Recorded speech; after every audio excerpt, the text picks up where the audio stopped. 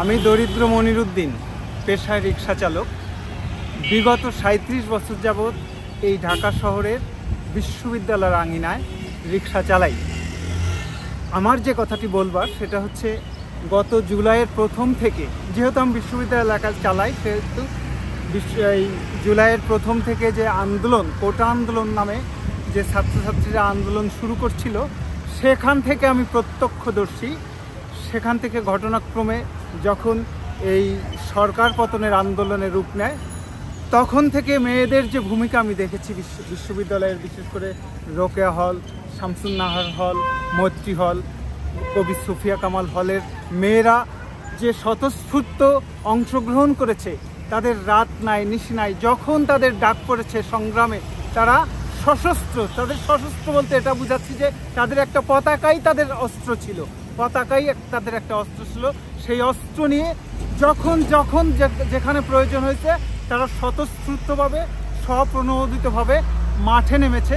আমি বলতে চাচ্ছি যে তারা এই যে স্বাধীনতা, এই যে ২৪ সালের যে স্বাধীনতায় তারা যে অগ্রণী ভূমিকা পালন করেছে, কবি নজরুল ইসলামের সেই কথাকে ভেদ করে আরও এক ধাপ এগিয়ে গিয়েছে যে কোনো দিনও একা হয়নি কো জয়ী, পুরুষের তরবারি প্রেরণা দিয়েছে, শক্তি দিয়েছে বিজয় লক্ষ্মী নারী। এরা শুধু প্রেরণা শক্তিই দেয় নাই, এরা সমর সম্মুখে একদম যুদ্ধের ময়দানে অবতীর্ণ ছিল। যার যা অবস্থান তা নিয়েই তারা ঝাঁপিয়ে পড়েছিল যুদ্ধের ময়দানে।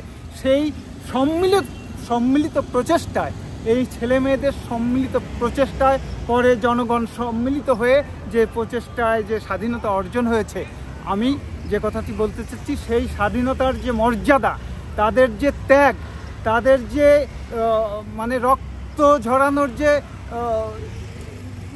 ত্যাগ, তাদের যে মৃত্যু, সেই মৃত্যুর যথাযথ মর্যাদা আমরা দিতে পারি নাই। কেন?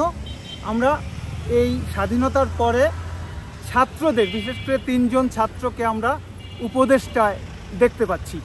এই দেশের ক্রান্তিকালের যে উপদেষ্টা কমিটি গঠন হয়েছে, তাদের ৩ জনকে দেখতে পাচ্ছি।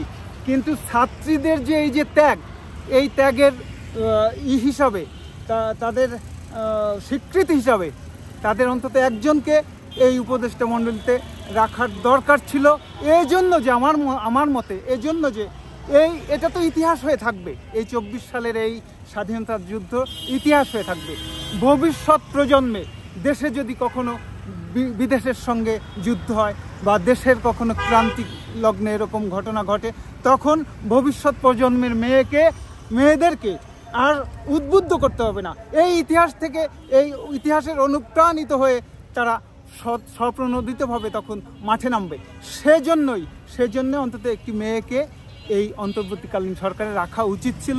যা হোক, হয় নাই। কিন্তু আমার আবেদন, আমার সবিনয় আবেদন, আমি এই ১৫ লক্ষ রিক্সাওয়ালার পক্ষ থেকে, আপামর জনসাধারণের পক্ষ থেকে, খেটে খাওয়া মানুষের পক্ষ থেকে, হতদরিদ্রদের পক্ষ থেকে আমি অনুরোধ করছি, যারা এই দেশের কর্ণধরে আছেন, এখন যারা দেশ গঠনে যারা নিয়োজিত আছেন, তারা অন্তত একটি মেয়েকে আপনারা এই অন্তর্বর্তীকালীন সরকারে রাখবেন, যাতে ভবিষ্যৎ প্রজন্মে তাদের এই ধারাবাহিকতার সূত্র ধরে তারা পরবর্তী দেশের ক্রান্তিকালে মাঠে নেমে আসে।